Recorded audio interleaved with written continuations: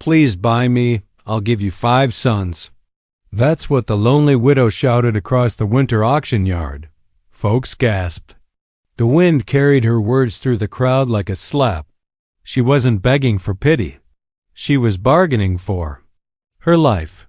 And the giant Apache horsebreaker who stepped forward, he didn't come to buy a wife. He came to keep her out of the wrong hands. But when the dust settled and the deal was struck, there was more on the line than marriage vows. Hidden in her dead husband's trunk lay a paper worth more than gold land with the only spring for miles. The railroad wants it. The town whispers against them. And someone's willing to burn everything they own to take it. As hooves thunder. On frozen ground and the church bell tolls, the line between honor and survival blurs. Every story begins with a heartbeat. Tell me, where are you in the world today, and how are you really doing? Your words make this space feel more human. Winter wind howled through San Miguel Crossing like a hungry wolf, sending dust devils dancing across the packed dirt of Main Street. Clara Mae Branson pulled her thin shawl tighter around her shoulders, but it did little to ward off the biting cold. From her position on the wooden auction platform, she could see every face in the crowd, some sympathetic, others calculating. A few cruel with anticipation. The auctioneer, Mr. Patterson, cleared his throat and adjusted his wire-rimmed spectacles. Now then, folks. We're here to settle the outstanding debts of one Clara Mae Branson, widow of the late James Branson. His voice carried across the gathered townsfolk. Total sum owing comes to $312, including medical expenses, store, credit, and property taxes. A low whistle cut through the crowd. It was more money than most folks saw in a year. Clara forced herself to stand straight, though her cheeks burned with shame. The patched wool of her shawl scratched against her neck as another gust of wind whipped past. She'd known this day was coming since James died, leaving her with nothing but debt and desperate choices. Opening bid starts at $350, Patterson announced. Year-long contract as per territorial law. Laughter rippled through the crowd, bitter, knowing laughter that made Clara's stomach clench. Then she saw him. Standing head and shoulders above the others, Dakota's presence drew her eye like a lodestone. The Apache horse trainer stood silent, his dark eyes taking in the scene with careful consideration. Clara had seen him working with wild horses at the livery stable, had watched his gentle patience turn fear into trust. She'd heard the stories, too, how he'd learned English from a reservation preacher, how he kept his word no matter what. In that moment, something inside her sparked with desperate hope. Dakota! Her voice rang out clear and strong, surprising even herself. The crowd fell silent. Please buy me. I'll give you 5 sons. Gasps and shocked murmurs swept through the gathering. Women covered their mouths with gloved hands while men shifted uncomfortably. To address him directly, to make such an intimate promise in public, it wasn't done. But Clara kept her chin lifted, her eyes locked on Dakota's face. She watched as he stepped forward, his movements deliberate as a mountain lion's. The crowd parted before him like water.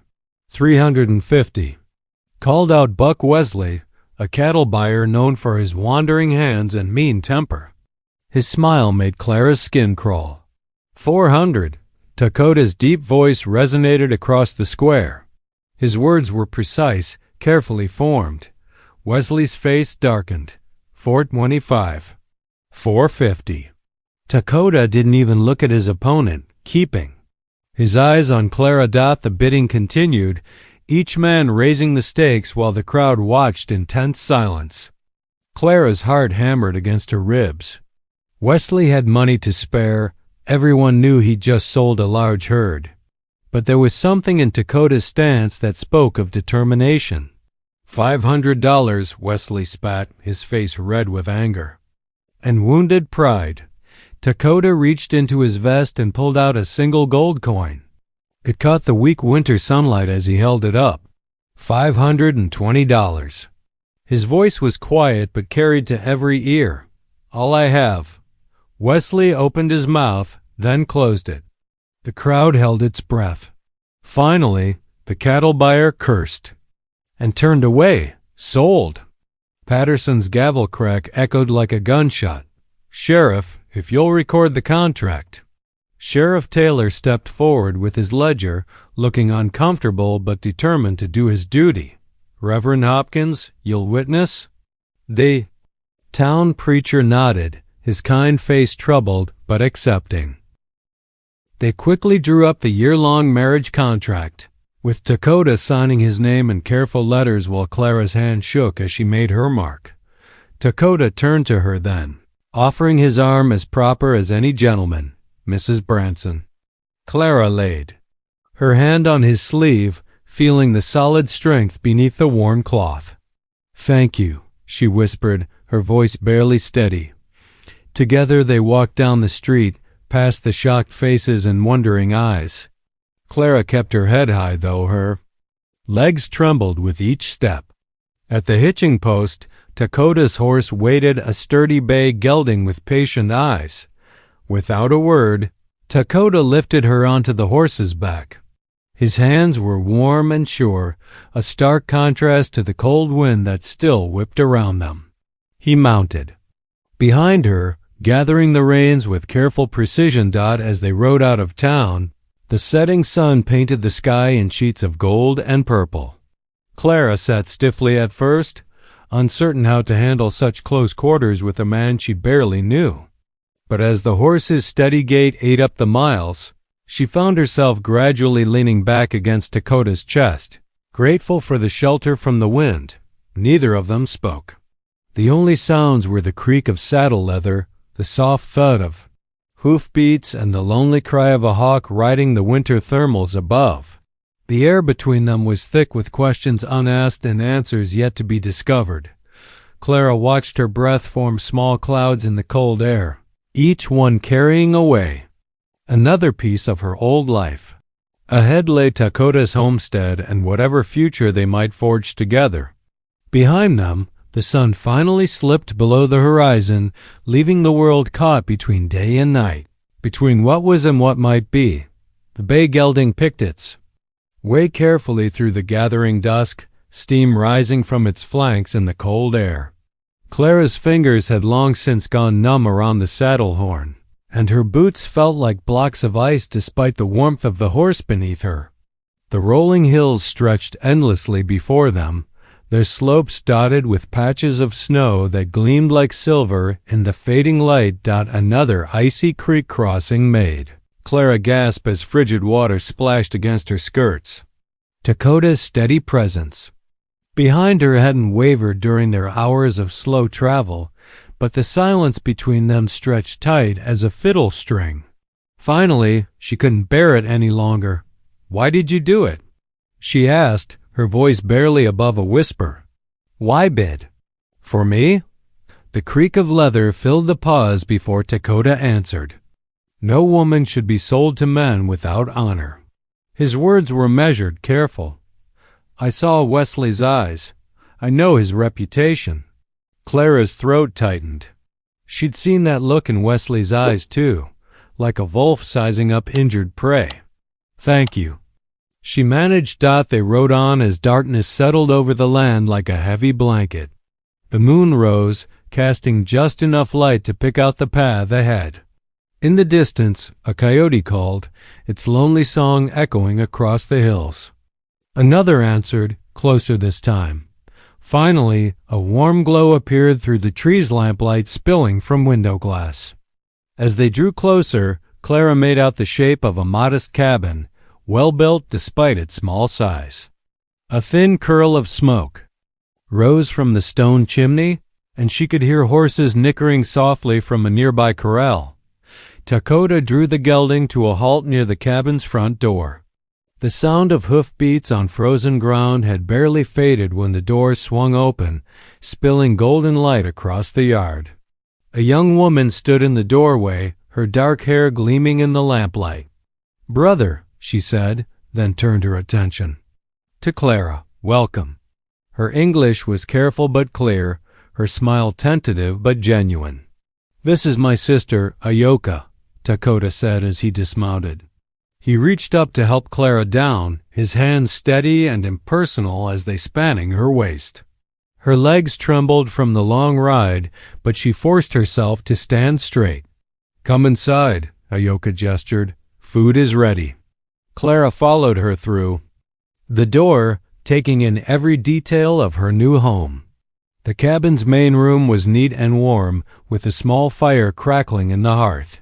A few pieces of simple furniture filled the space: a table with chairs, some storage trunks, a rocking chair.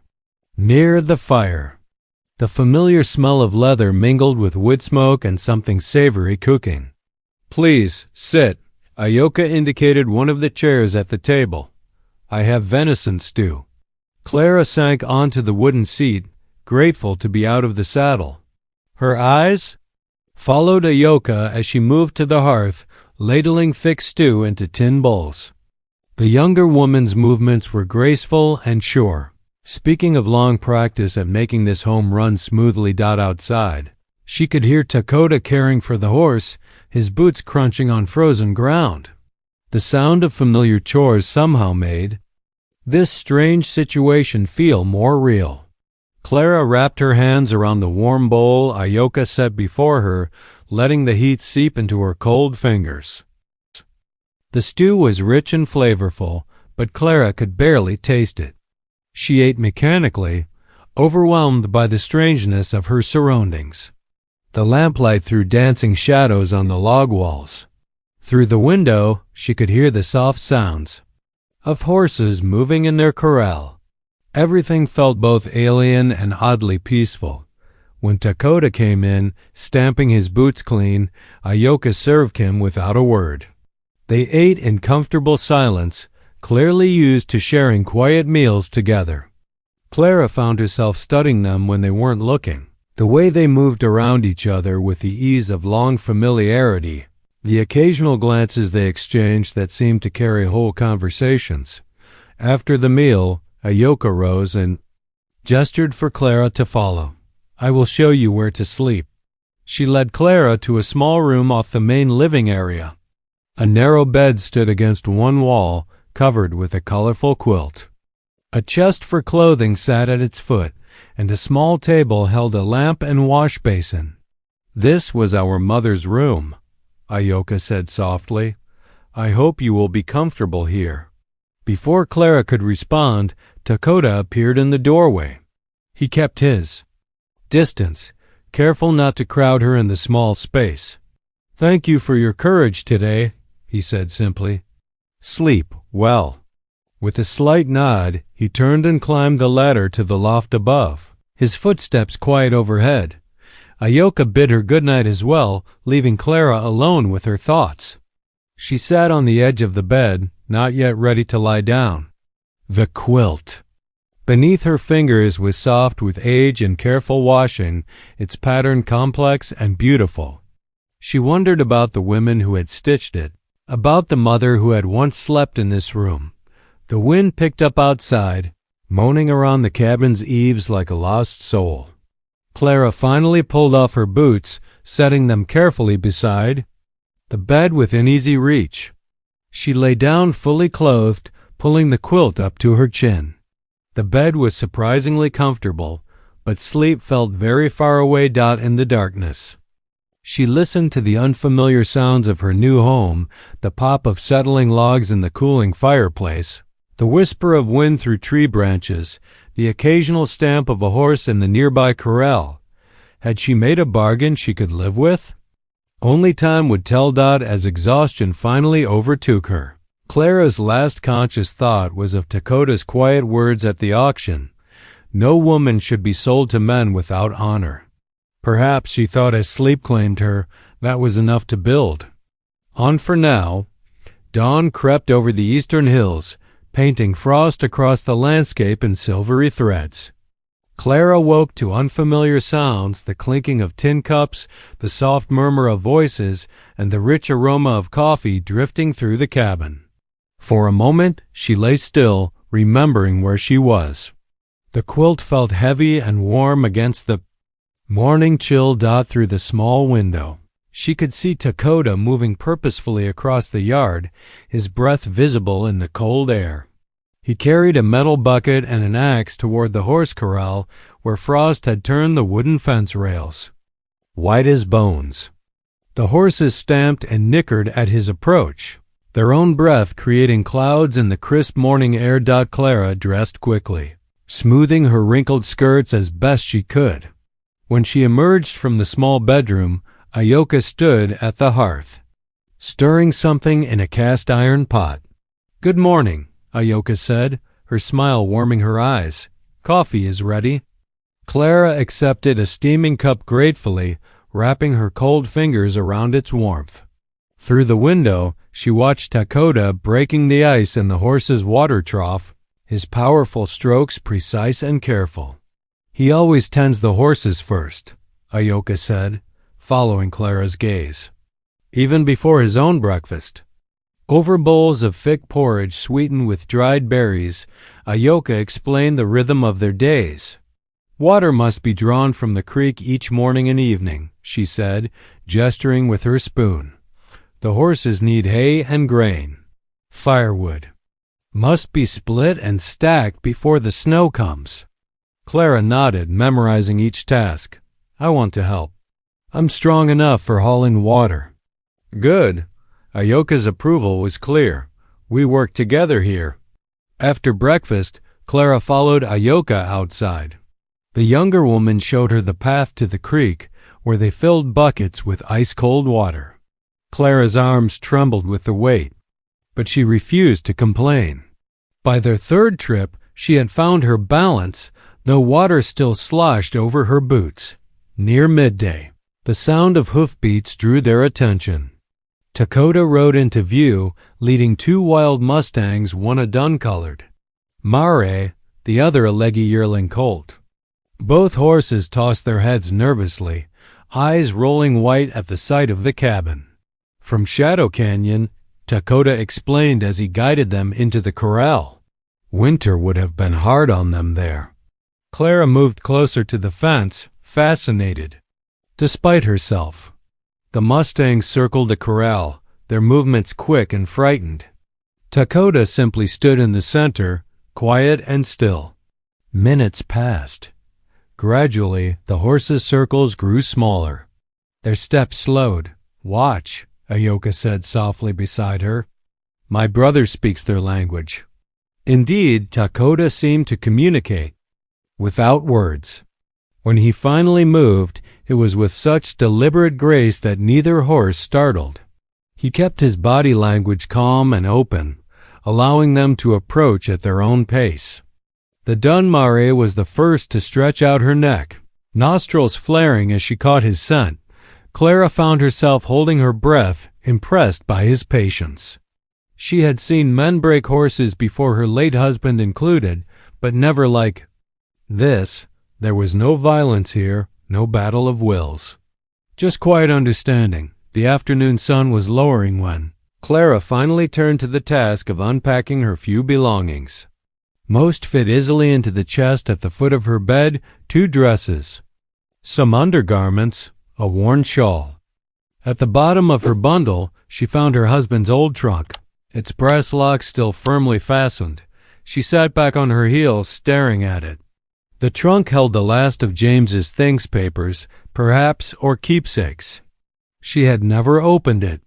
After his death, lacking both the key and the heart to do so, a shadow fell across the doorway. Dakota stood there, keeping a respectful distance. His eyes went to the trunk, noting the lock. "I have tools," he offered quietly. "When you're ready." Clara nodded, throat tight. "Thank you. Another day, perhaps." At supper, they shared simple conversation over bowls of beans and cornbread. Ayoka asked about Clara's family, and Clara spoke carefully of her sister in Kansas, whom she hadn't seen since her wedding 5 years ago. "Do you write to her?" Ayoka asked.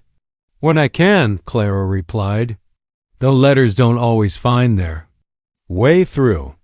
As darkness gathered outside, Lamplight cast warm shadows across the cabin's walls. Dakota sat in the rocking chair near the fire, his strong hands working at a worn leather bridle. The rhythmic movement of the needle through leather was oddly soothing. Clara found paper and a pencil in her bundle and began writing to her sister. The words came slowly at first, then faster as she described her new situation. She tried to explain about Dakota and Ayoka, about the quiet dignity of their home. Yet some things seemed beyond explanation: the gentle way Dakota handled the wild mustangs, the warmth in Ayoka's smile, the strange peace she felt despite everything. The fire crackled softly. Outside, an owl called into the gathering night. Clara's pencil moved across the paper, sharing what she could of this new life, though she wasn't sure the letter would ever reach its destination. Still, writing it felt important, a bridge between her old world and this new one. She glanced up to find Dakota watching her, his expression thoughtful. When their eyes met, he nodded slightly, as if acknowledging the weight of all that remained unspoken between them. Clara returned to her letter, but something in her chest had loosened, just a little. This place, these people, they weren't what she had imagined for herself. Yet as she listened to the quiet sounds of the cabin at night, Ayoka humming as she mended, Dakota's steady work with the bridle, the wind singing in the eaves, she felt the first tentative stirrings of belonging. Still, she kept her heart carefully guarded. One day of kindness, however genuine, couldn't erase years of hard lessons. But perhaps, she thought as she folded her letter, it was a start. 2 days passed in a rhythm of morning chores and quiet meals. On the third morning, Clara woke to a world transformed. Snow fell in thick, wet flakes, blanketing the yard in pristine white. The familiar path to the creek disappeared under the growing drifts, and even the corral fence wore a heavy coat of white. Through the swirling snow, Clara watched Dakota lead a spotted pinto horse from the barn. The horse's breath came invisible, puffs as it pranced through the fresh powder, its black and white patches almost matching the snow-dappled landscape. "Time you learn to ride proper," Dakota called, gesturing for her to join him. "Can't always walk everywhere out here." Clara pulled her shawl tighter and stepped carefully through the snow. The pinto eyed her warily, tossing its head when she approached. "This here's Shadow," Dakota said, running a gentle hand down the horse's neck. "Still got some wild in him, but he's got a good heart." Clara remembered watching Dakota work with the mustangs. His patience had impressed her then, and now she saw that same steady calm as he helped her place her foot in the stirrup. "Don't grab the saddle horn," he instructed, his hands warm and sure as they positioned hers on the reins. "Feel his mouth through these lines. Gentle now." Shadow shifted beneath her, uncertain of this new rider. Clara's heart thundered in her chest, but she forced herself to breathe slowly, the way she'd seen Dakota do with nervous horses. "That's it," Dakota encouraged. "You're speaking his language now." They worked in the yard for nearly an hour, Dakota teaching her how to use her legs and hands together to guide the horse. The snow continued to fall, collecting on their shoulders and hair, but Clara barely noticed. She was too focused on the feeling of the powerful animal beneath her, learning to move with its rhythm instead of fighting it. Shadow, perhaps growing, bored with the lesson, suddenly sidestepped toward a deep snowbank. Clara let out a startled laugh as snow flew up around them. To her surprise, Dakota laughed to a rich, warm sound she hadn't heard before. "He's got some tricks still," Dakota said, his eyes crinkling at the corners. "But you handled it well." After the riding lesson, they returned to the cabin's warmth. Ayoka had hot coffee waiting, and Clara wrapped her cold fingers gratefully around the tin cup. As feeling returned to her hands, she noticed Dakota disappearing into the barn. He returned carrying a familiar trunk, her husband's old strongbox. "Thought it might be time," he said simply, setting it before the fire. Clara stared at the brass lock that had kept the trunk's secrets for so long. Dakota produced a set of tools from his pocket and worked at the mechanism with careful precision. After several minutes, the lock gave way with a sharp click. The lid creaked as Clara lifted it. The familiar smell of her husband's tobacco rose from within, bringing unexpected tears to her eyes. On top lay James's old work shirts, still creased from their last washing. Beneath those, she found letters from his family back east, a pocket watch that no longer worked, and a small Bible with dates written inside the cover dot at the very bottom. Pressed flat against the wood was a thick envelope she'd never seen before. Clara's hands trembled slightly as she opened it. Inside was a single sheet of paper, a land transfer deed for 80 acres, including what the document described as the principal water source within township bounds. The signature line was blank. "I don't understand," Clara whispered, scanning the document again. James never mentioned ... But even as she spoke, memories surfaced: railroad men visiting their farm in the weeks before James's death, their voices loud and insistent. James had been troubled afterward, but wouldn't tell her why. She looked up to find Dakota's expression had hardened, his earlier warmth replaced by something grave. "That spring," he said quietly, "my people have used it since before your government. Drew lines on paper. Many families depend on those waters." Clara felt the weight of his words settle over her like another layer of snow. The spring must be valuable indeed for the railroad to want it so badly. But Dakota's people, how many children and elders would suffer if they lost access to that water? Before she could respond, Ayoka appeared in the doorway, her face tight with concern. "Riders on the ridge," she reported in rapid Apache to her brother, then switched to English for Clara's benefit. "Two men watching through spyglasses. They wear railroad company coats." Clara's hands tightened on the deed. She had thought herself free of her old troubles when Dakota bought her contract. Now she realized she stood at the center of something far larger, a fight over life-giving water in this harsh land. The snow continued to fall outside, thick and silent, while inside the cabin, the three of them regarded each other in weighted silence. The deed lay between them on the trunk lid, its blank signature line, a question none of them yet had answers for. Dawn brought bitter cold that seeped through the cabin's log walls. Clara wrapped herself in every layer she owned before joining Dakota at the barn. The horses stomped restlessly in their stalls, their breath forming clouds in the frosty air. "Storm's passing," Dakota said, checking Shadow's hooves for ice.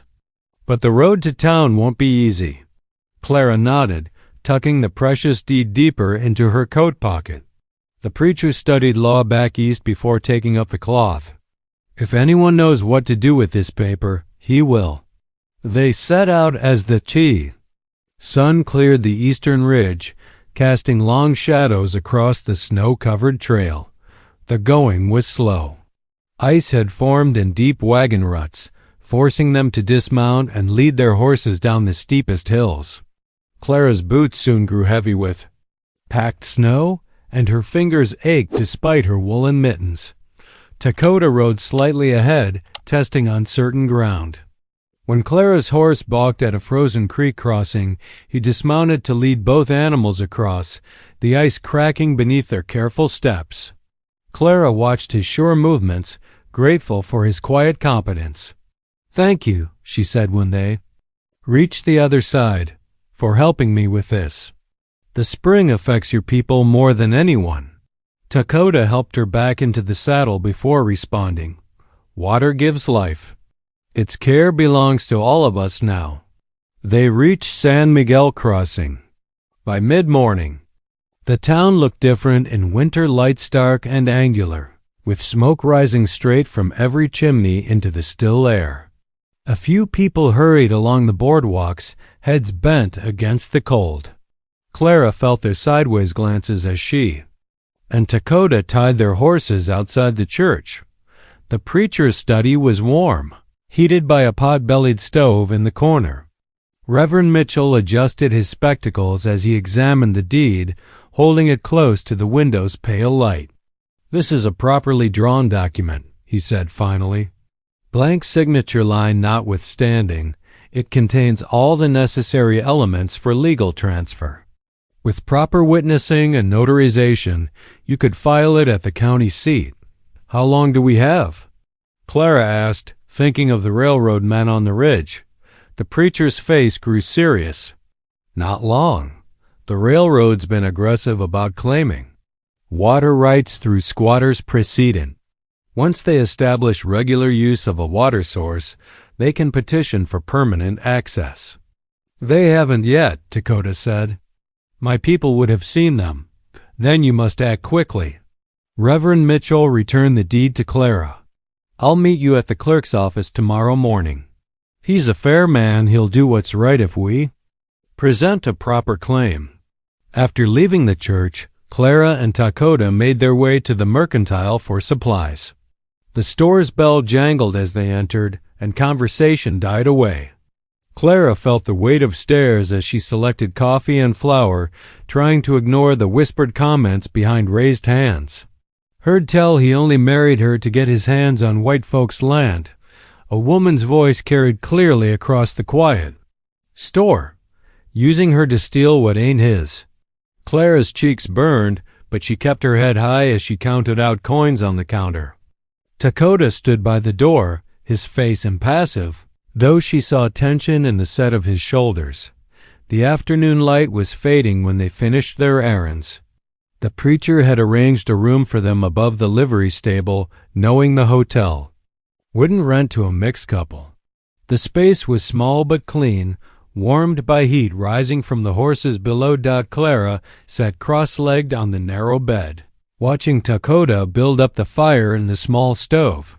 The lamplight caught the planes of his face as he worked, highlighting the quiet determination she'd come to recognize. "Those women in the store," she said softly. "They don't understand." Dakota straightened, brushing dust from his hands. "People fear what's different. Fear makes them cruel. But they're wrong about you. About us." Clara drew the deed from her pocket, holding it in the lamplight.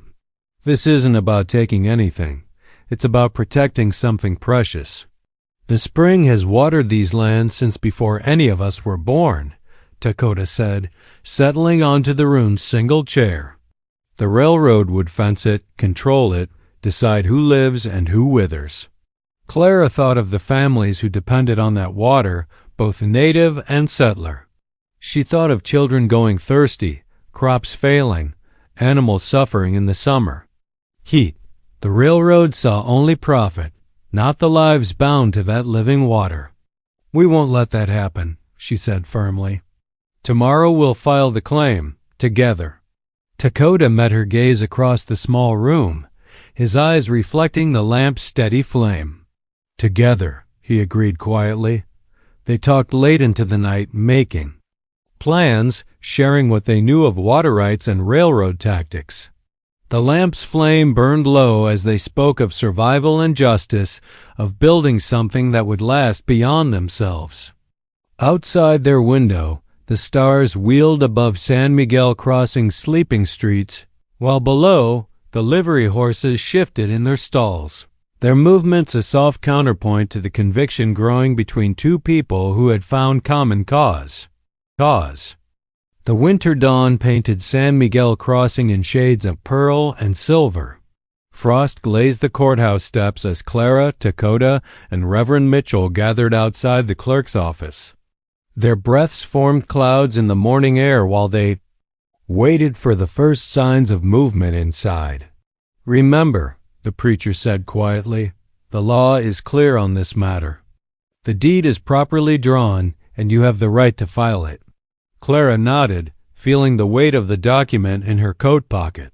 Beside her, Dakota stood tall and silent, his face composed despite the significance of the moment. At precisely 8 o'clock, a key scratched in the lock. The county clerk, Mr. Peterson, opened the door with obvious reluctance. his watery eyes narrowing at the sight of their unusual group. "Mighty early for business," he muttered, shuffling to his desk. The office smelled of dust and old paper. Leather-bound. Record books lined the walls, and a pot-bellied stove in the corner had yet to take the chill from the air. Clara placed the deed on the clerk's desk. Her fingers steady despite her racing heart. Peterson picked up the document between thumb and forefinger as if it might bite. "This appears irregular," he said, not meeting their eyes.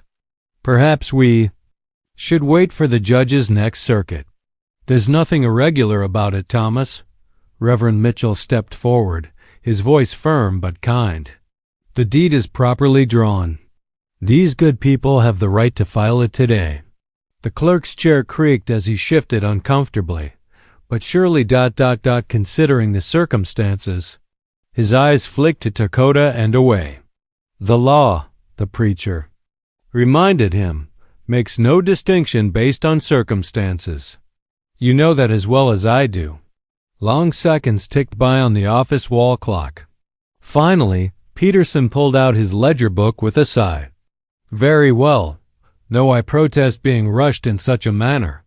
Clara watched as he recorded the details in his precise handwriting, each stroke of his pen bringing them closer to securing the spring. When he finally raised his official stamp, her heart jumped at the solid thunk as it met the paper. "Witnesses?" Peterson asked grudgingly. The preacher signed first, his signature bold and clear. Clara added her name, then Dakota, his careful letters standing proudly beside hers. The clerk sprinkled sand over the wet ink, then handed them their copy. "It's done," he announced flatly. "Though heaven knows what's becoming of this territory." Outside, the winter sun had climbed higher, casting long shadows across the street. Clara felt lightheaded with relief and triumph as they collected their horses from the livery. "The Lord works in mysterious ways," Reverend Mitchell said, helping Clara mount. "Take care of that spring. It's a gift meant for sharing." They rode out of town at an easy pace, giving the horses time to warm up on the frozen trail. At mid-morning, they stopped at a creek crossing to rest. Ice rimmed the water's edge, but a narrow channel still flowed in the center, singing softly over stones. "I never thought I'd be grateful for being sold at auction," Clara said, breaking off icicles from a low-hanging branch. "But look what's come of it. We've protected something precious." Dakota nodded, his eyes on the moving water. "The Creator puts us where we're needed, even when the path seems dark." The winter sun had begun its early descent by the time they approached the cabin. Smoke rose from the chimney and lamplight glowed in the windows. But something was different. A second horse stood in the yard, its rider's blanket crusted with snow. Inside they found Ayoka bent over a small form wrapped in blankets near the fire. A boy of perhaps 6 years lay shivering, his face flushed with fever. His mother, wearing a worn reservation blanket, watched anxiously from nearby. "Joseph took sick 2 days ago," Ayoka explained quickly. "The agency doctor is away. I've been trying willow bark tea, but the fever won't break." Clara shed her coat and rolled up her sleeves. "Do you have more water boiling?" Soon the cabin filled with the scent of herbs and steam as the two women worked together. Clara had nursed enough sick children on the Kansas farm to know the routine. Cool cloths for the burning forehead, spoonfuls of broth when possible. Careful watching through the long hours. As night deepened, Dakota moved quietly between the cabin and the yard, checking on the horses, scanning the ridgeline for any sign of unwelcome visitors. The railroad men hadn't been seen since the deed was filed, but he took no chances. Inside, Clara and Ayoka settled into a rhythm, spelling each other through the night. They spoke little, but shared glances of understanding passed between them. As they tended the sick child, when Joseph's fever finally broke near dawn, they smiled at each other over his sleeping form, exhausted but relieved. "You have a healer's hands," Ayoka said softly, watching Clara tuck the blanket around the boys. Shoulders. My mother taught me, Clara replied. She said sickness doesn't care what language you speak or what color your skin is. It only matters that someone cares enough to help. Ayoka nodded, her eyes warm. Like the spring water, it gives life to all who drink, asking nothing in return. Through the cabin's small window, the stars were fading as morning approached. Takota's shadow passed regularly across the patch of sky they could see, his footsteps a quiet reminder of his vigilance. Clara felt bone-tired but deeply satisfied. In one day, they had secured both the spring's future and a deeper understanding between themselves. The child slept peacefully now, his breathing easy and regular. His mother had finally dozed off as well, wrapped in one of Clara's quilts. Outside, the wind had died down, leaving the world hushed and waiting for dawn. Clara and Ayoka sat together by the fire, sharing the comfortable silence of women who had worked side by side through a crisis. They had begun the day as cautious allies and ended it as something closer to sisters, their differences bridged by simple acts of care and trust. The mountain air grew milder as days lengthened into early spring. Clara found herself settling into the rhythms of life at the homestead, each sunrise bringing new tasks and quiet discoveries. One morning, while kneading bread dough beside Ayoka, she shared her mother's secret for light, fluffy biscuits. The trick is not to work the dough too much, Clara explained, dusting flour from her hands. Just fold it gentle-like, about 10 times. She demonstrated the motion, and Ayoka watched intently, her dark eyes bright with interest. Like gentling a horse, Ayoka said, trying the technique herself. Takota always says too much force makes them fight back. The kitchen filled with warm scents as they worked together.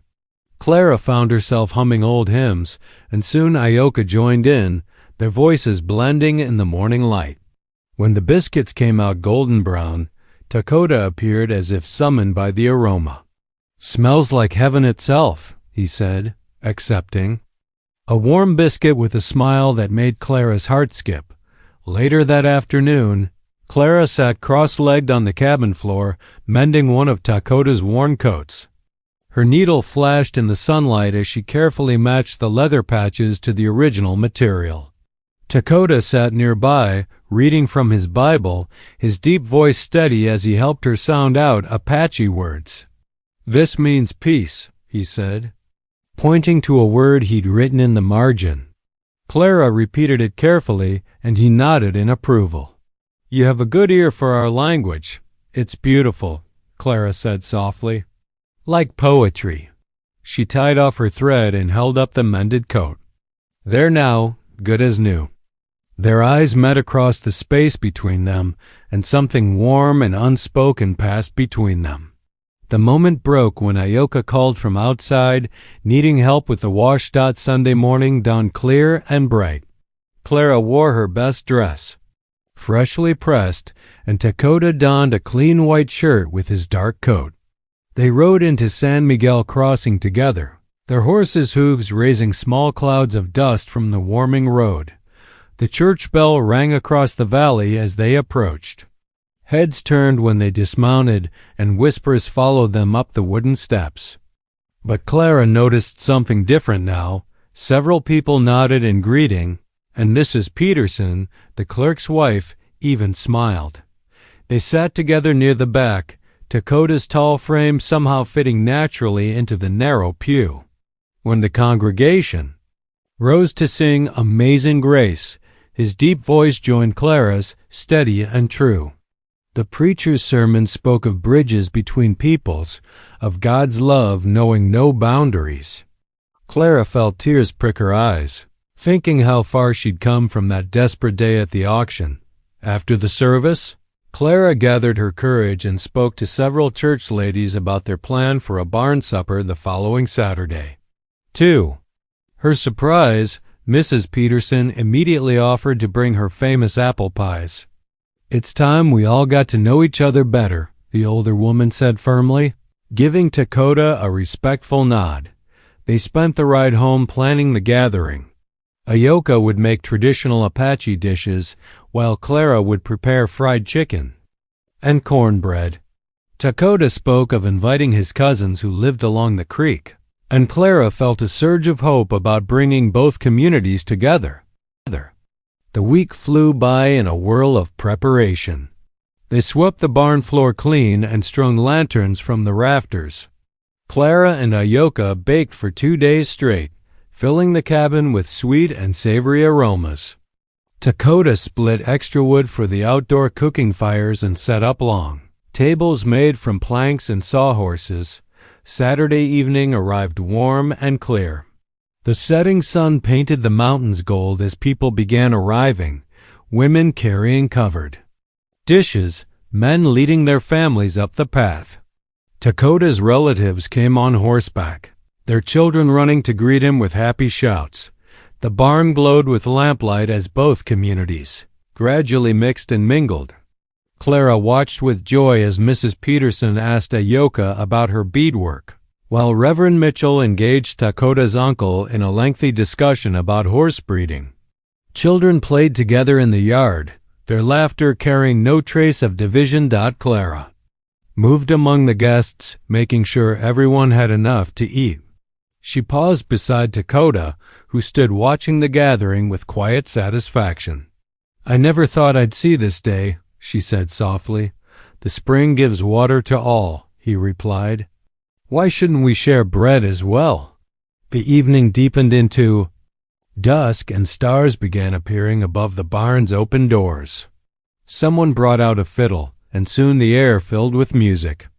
Clara felt her heart swell as she watched Indian and white children teaching each other their dances, their faces bright with innocent joy.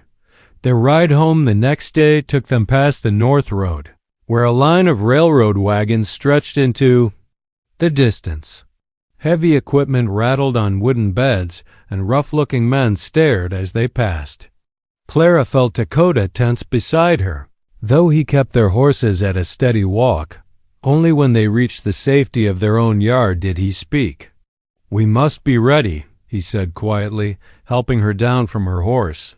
"They won't give up easily." Clara squeezed his hand, remembering the unity they'd witnessed the night before. "We're stronger together," she said, "all of us." Dakota nodded, his eyes warm as they met hers. "Yes," he agreed, "we are." Inside, Ayoka had coffee waiting.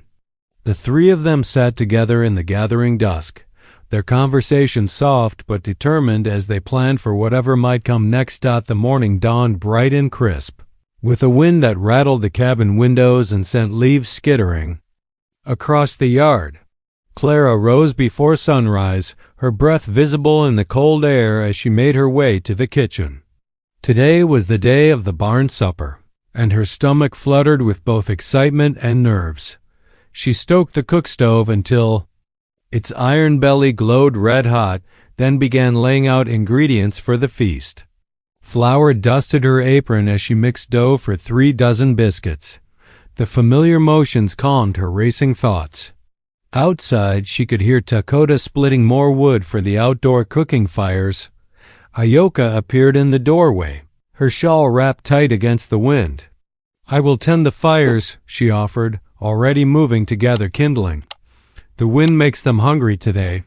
Clara smiled gratefully. "Much obliged. These biscuits won't bake themselves." Throughout the morning, delicious smells began filling the cabin.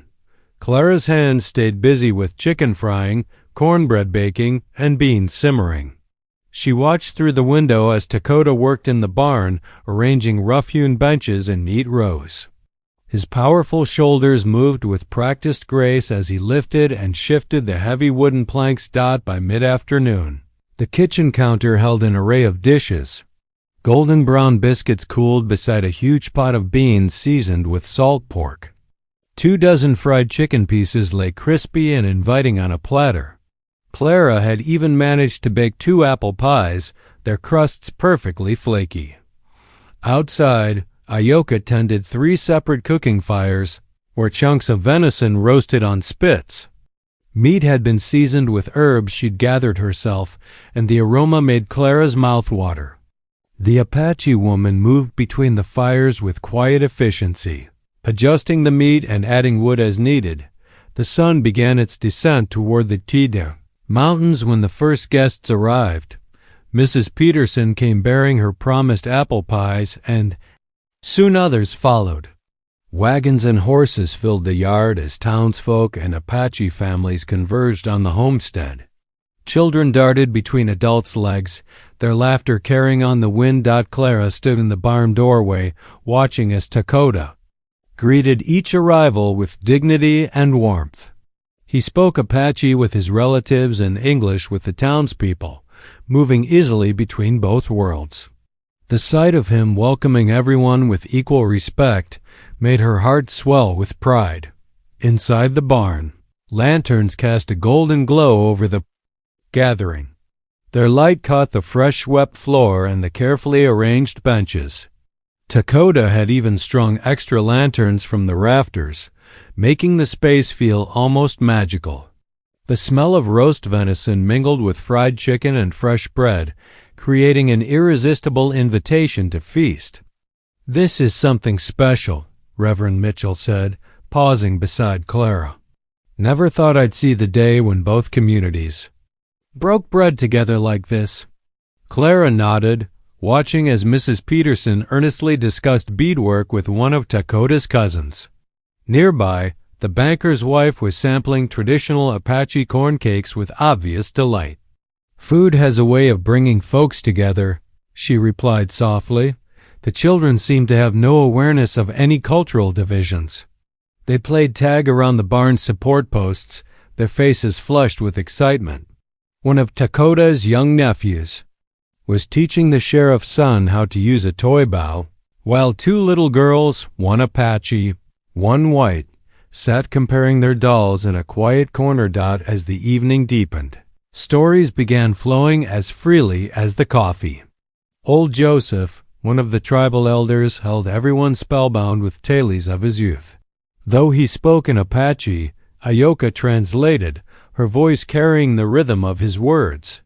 Even the most skeptical townsfolk leaned forward to listen. Clara moved through the crowd, making sure everyone had enough to eat. She paused now and then to chat, noticing how the initial awkwardness had melted into genuine warmth. When she passed Dakota, their eyes met briefly. His smile, though slight, sent a warmth through her that had nothing to do with the nearby lanterns. The hours passed in a blur of conversation, laughter, and shared food. Children fell asleep in their parents' laps, and the stories grew quieter.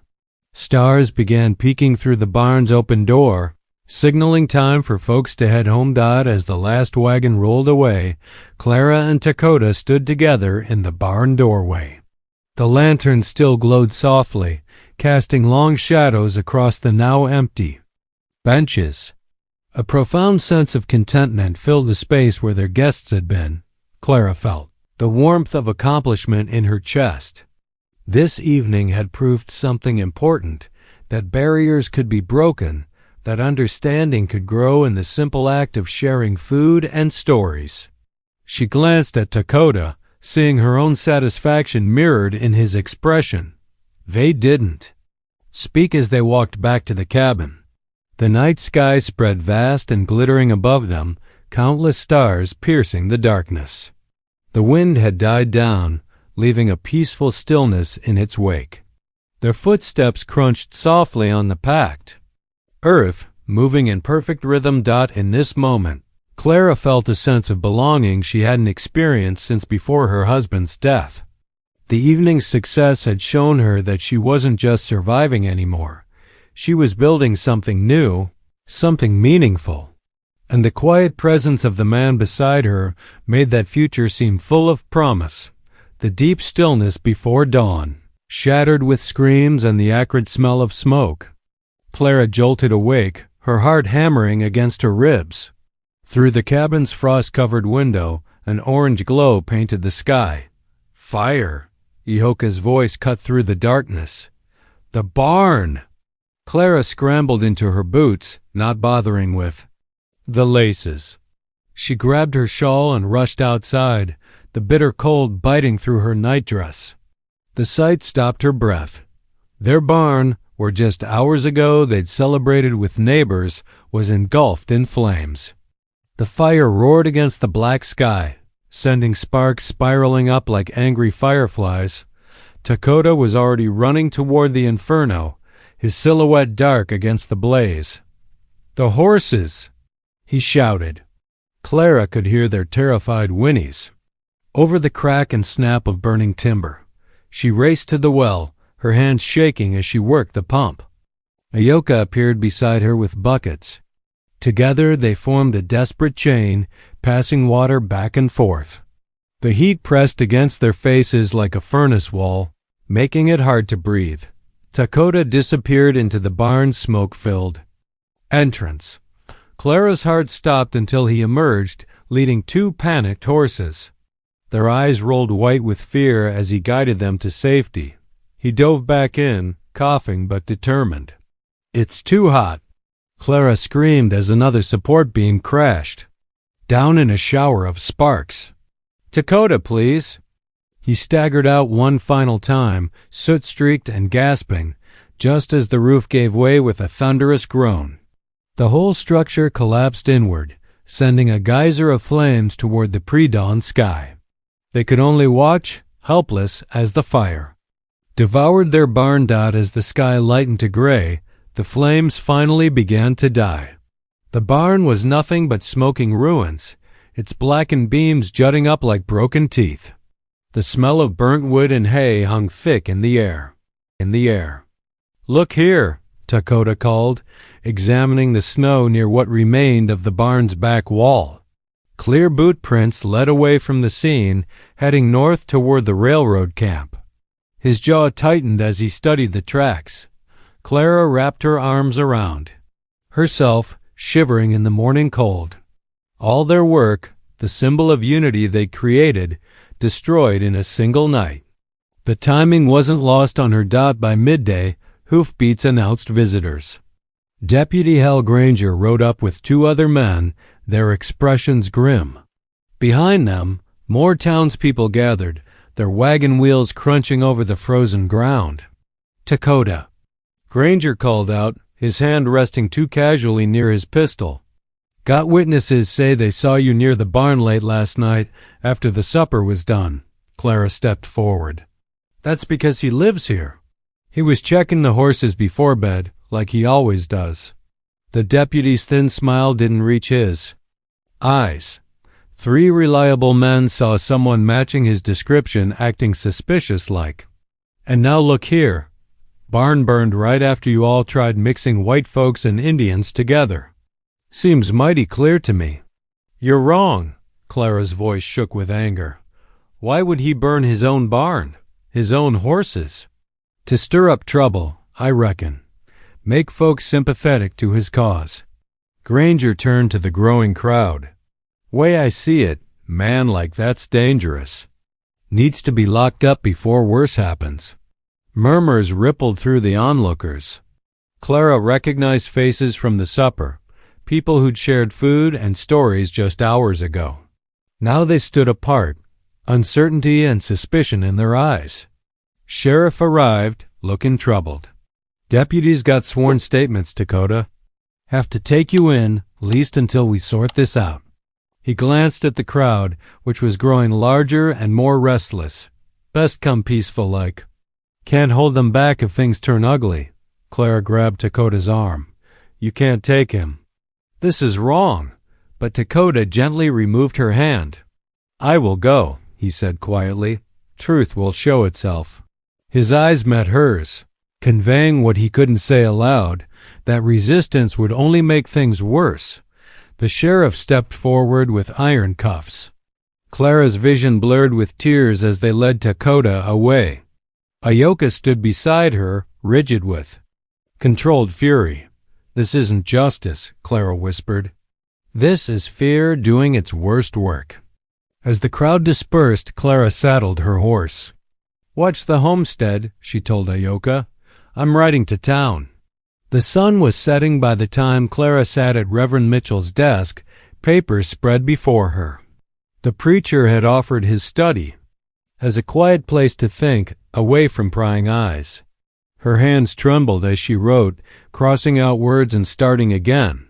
Through the window, she could see the jail across the street. Somewhere in those stone walls, Dakota waited. She thought of his gentle hands with the horses, his quiet strength at the supper, the way he'd risked his life to save the animals. How could anyone believe he'd destroy what he'd worked so hard to build? The lamp burned low as Clara bent over her writing. She had to find a way to prove his innocence. Had to make people see the truth before fear and prejudice took an innocent. Man's freedom or his life? Her pencil moved faster as a plan began to take shape in her mind. The eastern sky was still black when Clara saddled her horse. Her fingers were stiff with cold as she tightened the cinch, her breath forming small clouds in the frigid air. She had waited until the town fell silent, knowing she couldn't risk being seen. "Easy now," she whispered, patting the horse's neck. As she mounted, the pinto's hooves crunched softly in the crusty snow as they headed north, following the ridge that overlooked the railroad camp. Clara hunched deeper into her wool coat, grateful for the extra layers Ayoka had insisted she wear. The wind cut across the open country like a knife, bringing tears to her eyes. Or maybe those weren't just from the cold. The image of Dakota being led away in chains kept flashing through her mind, spurring her forward despite her fear. Dawn was just a pale promise on the horizon when she spotted the railroad camp below. A scatter of canvas tents and supply wagons spread across the valley floor. Smoke rose from morning cooking fires, and she could hear the distant nickering of horses. Clara dismounted and led her horse carefully down the slope, staying behind the cover of scrub oak and cedar. Her heart pounded so hard she was sure someone would hear it. As she reached the edge of the camp, she tied the pinto in a sheltered hollow and crept forward on foot. A supply tent stood apart from the others, its canvas walls billowing slightly in the morning breeze. Beside it, a man in a railroad uniform sat slumped against a crate, a bottle dangling from his fingers. Even from several yards away, Clara could smell the whiskey on him. Taking a deep breath, she arranged her face into a friendly smile and stepped into view. "Why, good morning," she called out cheerfully. "You're up early, or maybe late?" The brakeman startled, nearly dropping his bottle. He blinked at her blearily, then attempted to straighten his wrinkled uniform. "Ma'am? What brings you out here at this hour?" Clara kept her voice light as she approached, though her hands trembled inside her coat pockets. "Just riding through, saw your fire. Thought I might warm myself a spell, if you don't mind sharing it."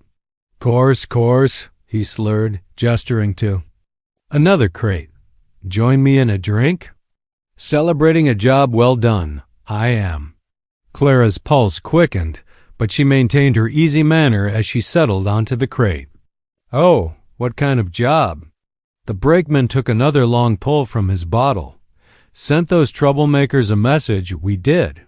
That Apache fella and his white woman thinking they could stop progress." He spat into the dirt. "Railroads coming through, whether they like it or not." "The barn fire?" Clara kept her voice carefully neutral. "I heard about that. Must have taken some planning." Pride loosened the man's tongue further. Agent Whitmore himself gave the orders. Said to make it look like the Indian did it. Turn the town against him. He chuckled darkly. "Worked like a charm, too. Whole place is ready to string him up." Clara's fingers dug into her palms, but she forced herself to laugh. Must have been tricky, setting it without being seen. Not so hard. The brakeman was warming to his subject now. Waited till everyone was gone after their fancy supper.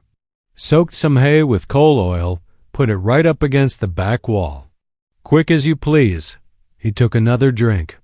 "Should have seen it go up. Prettiest fire I ever set." "You're quite good at your work," Clara said, her stomach churning. I suppose Agent Whitmore pays well for such. Special jobs? $20 in gold, the man boasted, patting his vest pocket. Said there'd be more if we can drive them off. That's spring property entirely.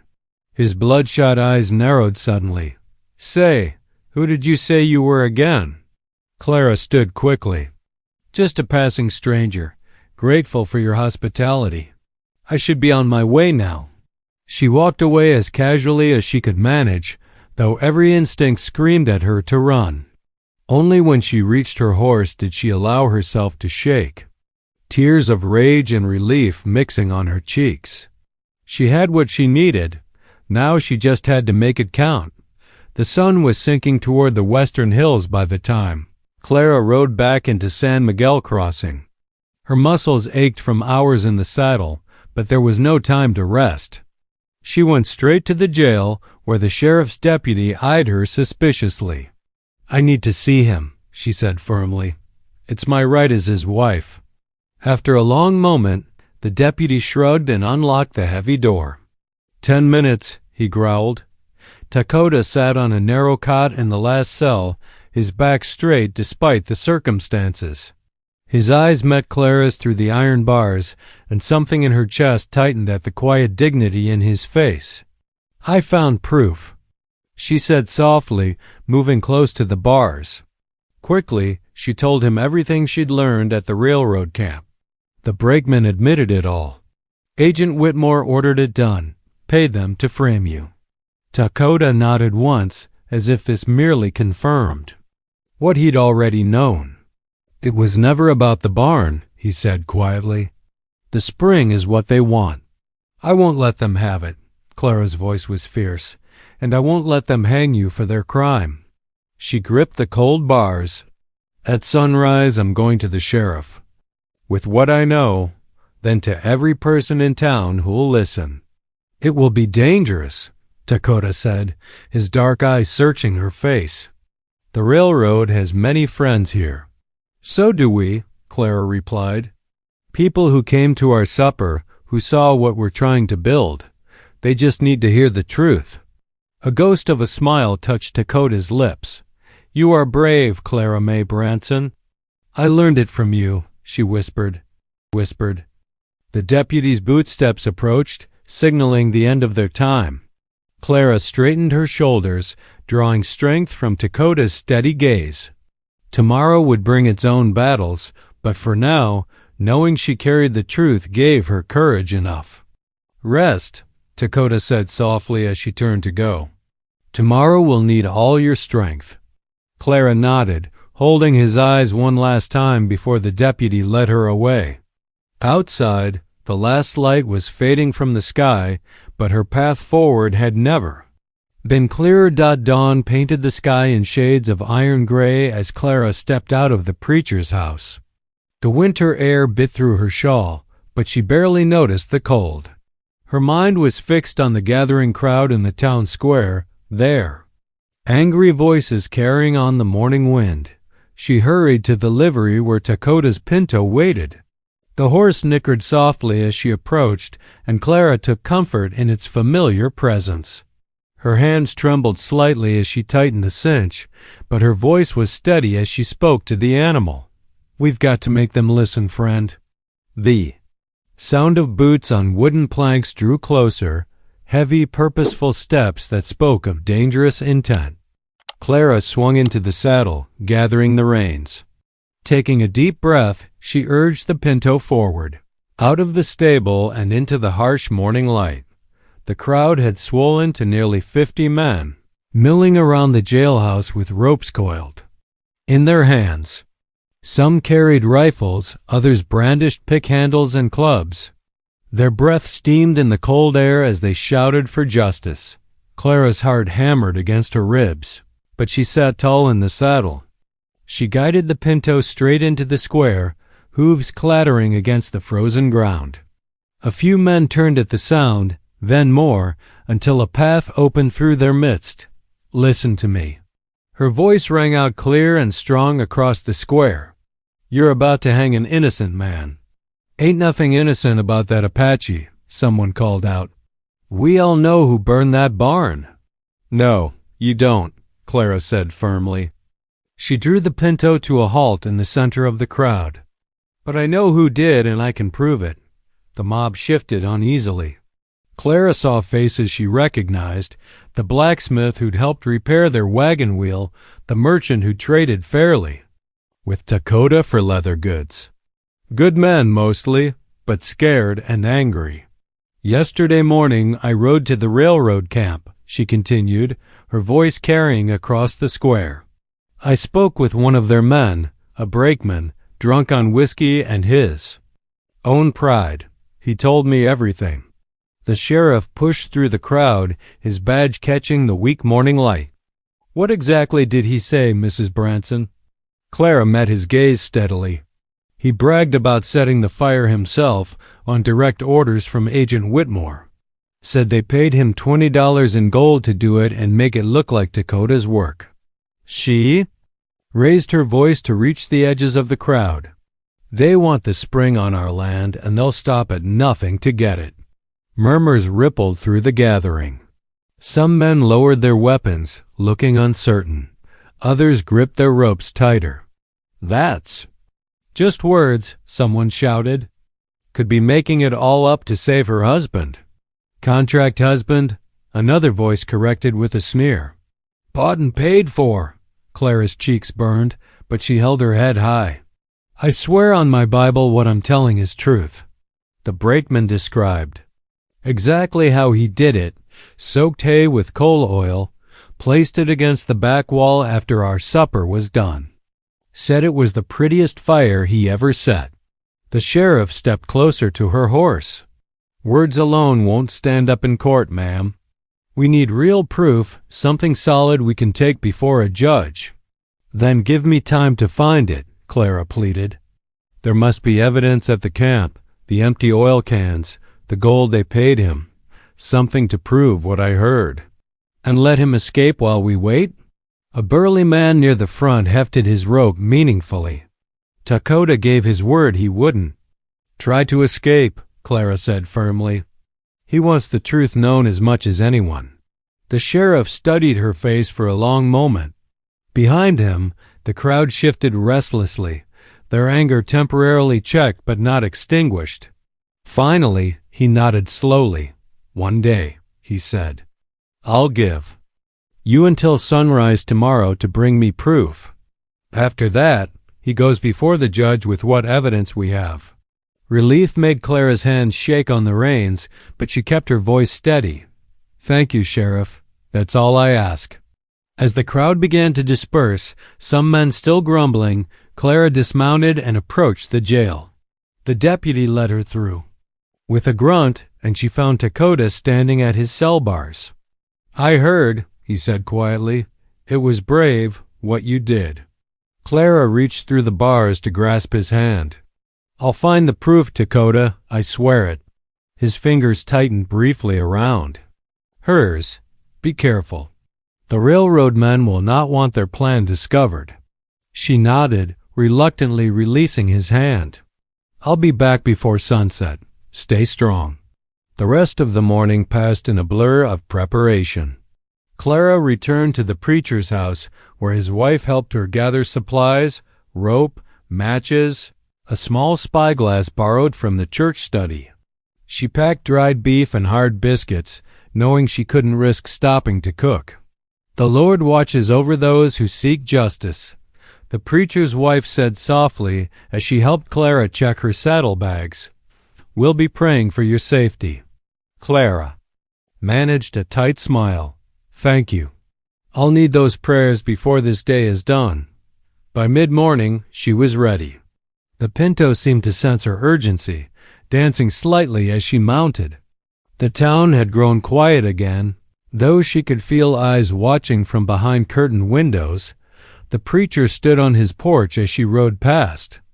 Go with God, Mrs. Branson, he called softly. Clara touched the brim of her hat in acknowledgement, then urged the Pinto forward. The sun had climbed higher, but its light felt thin and weak against the winter sky. Somewhere north, the railroad camp waited with its secrets. She had one day to uncover the truth. One day to save Dakota's life. As San Miguel Crossing fell away behind her, Clara whispered a prayer of her own. Not for safety, it was too late for that, but for the wisdom to see what needed seeing, and the courage to act on what she found. The winter sunrise crept over the eastern hills, painting the frost-covered ground in shades of rose and gold. Clara tightened the last strap on her saddle as Ayoka approached with 2 Apache trackers, their horses' breath steaming in the crisp morning air. "These are my cousins," Ayoka said softly. "White Hawk and Running Fox. They know every hollow." "And wash for 20 miles. Clara nodded gratefully. "Thank you for coming. We don't have much time." The 4 riders set out north, following the main road before veering onto a lesser-used trail. Fresh wagon ruts cut deep into the frozen earth, leading toward the railroad. Camp. White Hawk dismounted occasionally, studying the ground with careful eyes. "Heavy loads," he said, pointing to the depth of the wheel marks. "More weight than lumber or tools would make." They rode in silence, the horses' hooves crunching through patches of ice. Near midday, Running Fox raised his hand, signaling them to stop. He gestured toward a narrow gap between 2 rocky slopes. "Wagon tracks turn there," he whispered. "Hidden ravine." Clara felt her heart quicken. They dismounted, leading their horses carefully down the steep path. The ravine twisted through the hills, its walls rising higher until they blocked most of the weak winter sun. After several hundred yards, the space widened into a small valley.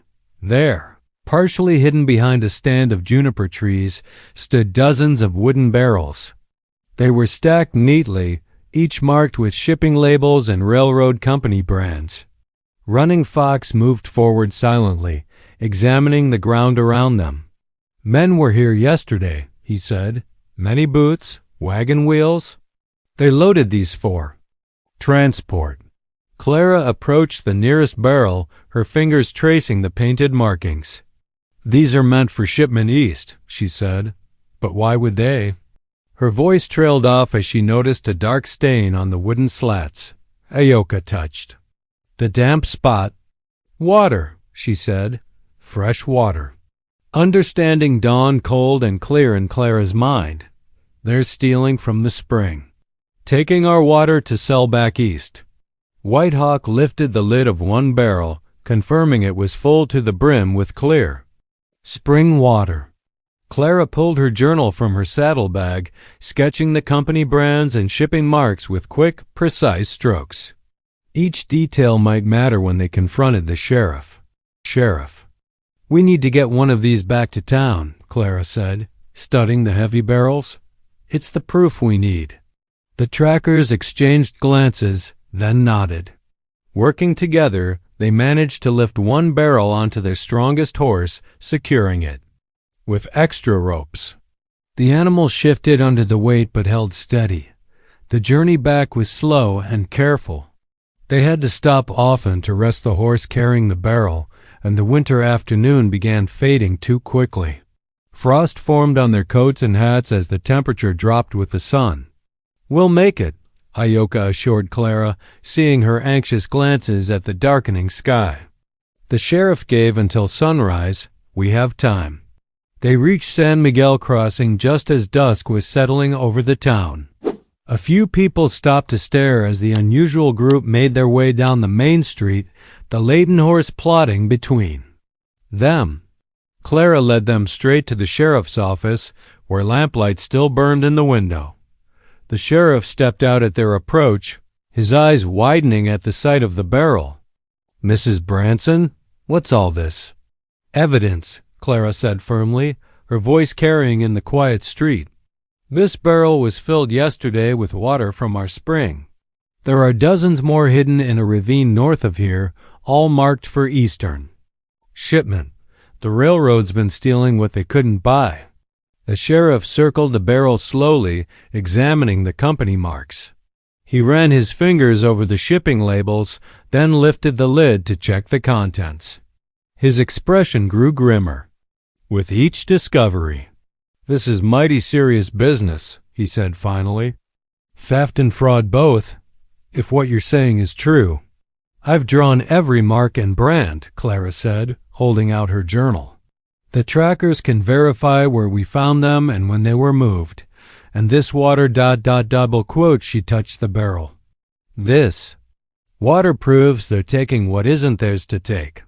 The sheriff studied the drawings, then looked at the 4 frost-covered riders. After a long moment, he nodded.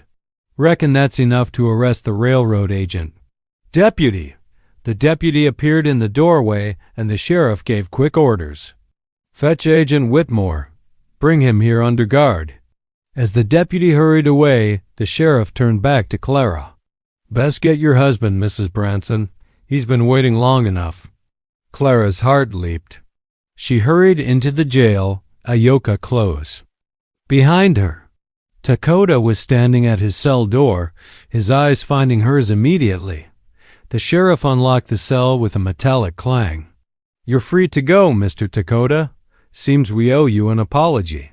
Dakota stepped out into the narrow corridor, his movements stiff from confinement. He stopped in front of Clara, his dark eyes searching her face. "You did it," he said softly. Clara nodded, suddenly unable to speak past the tightness in her throat. They moved together as if pulled by invisible strings, their embrace brief but fierce. His arms were strong around her, and she could feel his heart beating steady and sure against her cheek. "The water they took," he murmured. "We'll get it back." "Yes," Clara whispered. Together. They stepped apart as voices rose outside. They. Deputy returning with his prisoner. Dakota took Clara's hand as they walked out into the cold street where their friends and family waited. The winter stars were just beginning to appear overhead.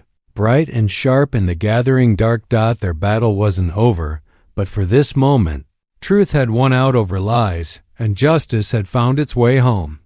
Clara squeezed Dakota's hand, feeling his answering pressure. Whatever came next, they would face it standing side by side. The railroad agent's departure. East in Chains marked a turning point for San Miguel Crossing. Whispers grew into open conversations as more townspeople shared stories of the company's threats and schemes. In the Mercantile, Clara overheard farmers discussing refused loans and mysterious property damage. At church, even the banker's wife spoke against the shameful treatment of honest folk. Meanwhile, the burned barn site buzzed with activity. Apache men arrived with fresh-cut timber while town families brought tools and food. Women from both communities worked side by side, preparing meals for the laborers. The sound of hammers and saws filled the crisp late-winter air. Dakota directed the rebuilding with quiet authority, showing younger men how to notch logs and set support beams. Clara organized work crews and kept everyone fed, her confidence growing with each passing day. The new barn rose steadily, stronger than the first dot. In the evenings after the workers left. Clara and Dakota shared simple suppers in the cabins. Warm kitchen. Their conversations flowed easily now, filled with comfortable silences and shared smiles. They discussed spring planting, horse training, and dreams for the future. Ayoka's knowing glances made Clara blush, but she couldn't deny the truth in her heart. One night, as they sat by the fire, Clara gathered her courage. "A contract ends in 8 months, she said softly, watching his face. "But I don't want to leave when it does." Dakota turned to her, his dark eyes gentle. Without words, he reached across the space between them and laid his weathered hand over hers. "Then stay," he said simply. "Whatever comes, we face it together." Outside, the night wind had lost its bitter edge. Near the creek bank, green shoots pushed through melting snow, reaching for the promise of spring.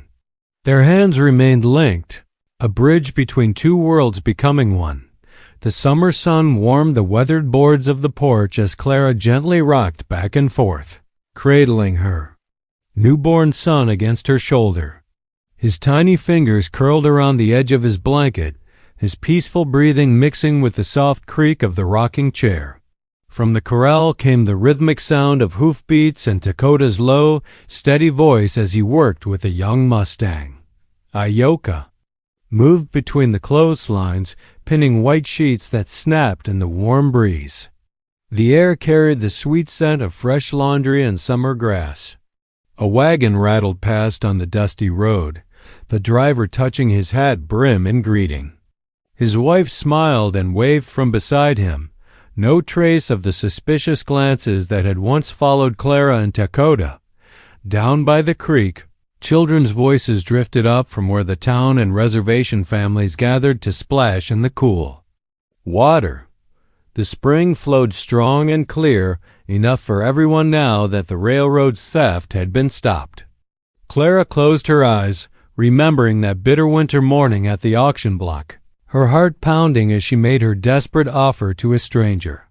Now that stranger was her husband, and their life together had brought more riches than she could have imagined.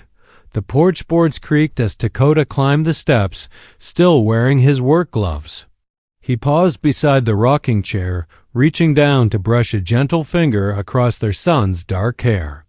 "One son," he said, his eyes crinkling with warmth as he met Clara's gaze. "4 to go." Clara laughed softly, leaning against him as he settled beside her. The evening light painted the hills gold, while a meadowlark's song floated on the breeze. Their land was secure, their water rights protected, and their hearts were full of peace and promise. If something in this story whispered to your spirit, stay a while. Subscribe and come back tomorrow. The next story may be the one you didn't know you needed.